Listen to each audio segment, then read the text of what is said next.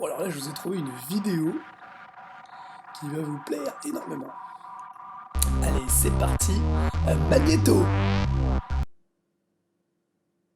Ouais non, c'est de la merde de dire ça en fait. Magnéto, ça fait trop... Ça fait trop vidéo gag quoi. C'est pourri. Moteur. Ouais non, moteur c'est pourri aussi. On s'en branle. Une autre Europe est-elle possible? Depuis des années, de l'extrême gauche à l'extrême droite, tous les dirigeants politiques s'accordent pour dire que l'Union européenne ne fonctionne pas correctement. Tous les partis politiques, sans exception, se présentent aux élections avec comme promesse, au choix, la refondation de l'Europe, l'avènement d'une autre Europe, ou bien sûr, le fameux projet de changer d'Europe.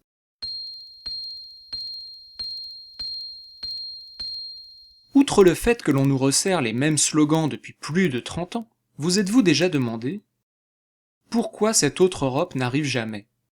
Pour réellement changer l'Union européenne, il faudrait changer les traités dans lesquels sont gravés des principes comme, par exemple, les délocalisations, article 63 du TFUE, l'obligation pour les États d'emprunter sur les marchés privés, article 123 du TFUE, ou encore l'orientation des politiques économiques par la Commission européenne, article 121 du TFUE.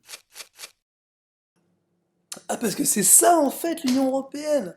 C'est pas juste pouvoir partir et rentrer dans tous les pays, espace Schengen, génial, liberté de déplacement. Ah non, c'est vrai qu'il y a aussi les délocalisations, l'interdiction pour les États, pour la nation, donc pour nous quoi, d'emprunter à la banque, obligation d'emprunter sur les marchés privés. Et ensuite, on se soumet à une politique qui est établie par la Commission européenne. C'est vrai, c'est ça, j'avais oublié, oui, oui. Comment changer les traités européens? L'article 48 du TUE stipule expressément que toute modification des traités doit être statuée à l'unanimité des 28 États membres.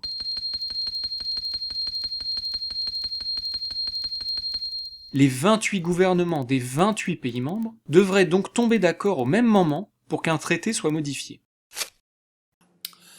Ah oui, alors ça en effet, j'entends souvent des gens proposer de modifier les traités et de convaincre les autres partenaires européens, je sais pas quoi. Ah mais mon cul, maintenant que tu sais que t'as l'article 48, c'est évidemment des conneries.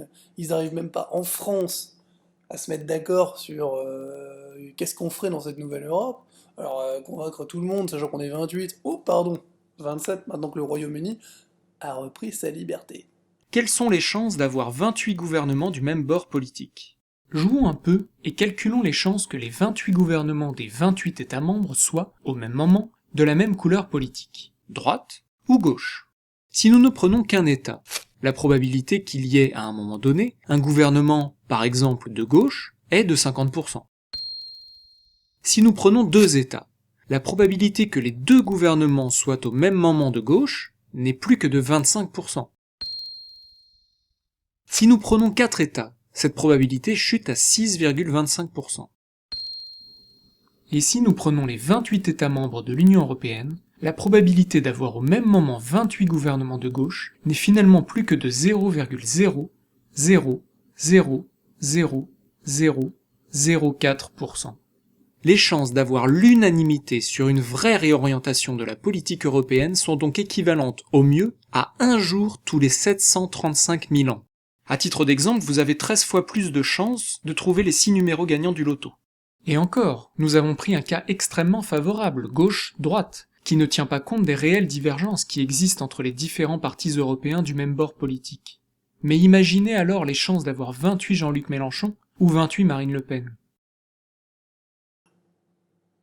C'est carrément une arnaque cette sorte d'Union européenne là. Putain, mais moi je croyais que l'Europe c'était bien. Euh... Oh, ça, je comprends plus rien là, ça m'énerve. Comment sortir de cette arnaque? Vous venez de voir pourquoi toutes les promesses d'autres Europe ne sont que des mensonges. La seule solution juridique pour sortir de cette arnaque européenne réside dans l'article 50 du TUE, qui permet à tout État membre de sortir sereinement de l'Union européenne. Quel mouvement politique propose cela? Un seul mouvement politique propose depuis maintenant 7 ans la sortie de l'Union européenne, de l'euro, ainsi que de l'OTAN.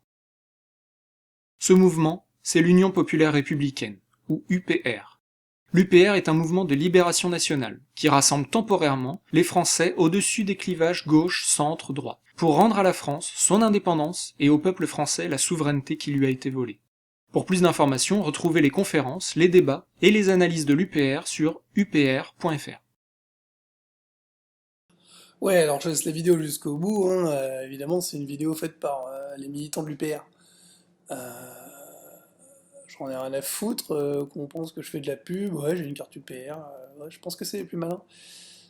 Mais c'est vrai que j'ai vérifié si les autres proposent ou pas de sortir de l'Union Européenne, et il semblerait que non, hein. En effet, le Front National est tout le temps en train de dire que l'euro ça pose un problème, que l'Union Européenne c'est une catastrophe, que la Commission Européenne dirige tout, le TAFTA, machin. Mais elle ne fait que le dire.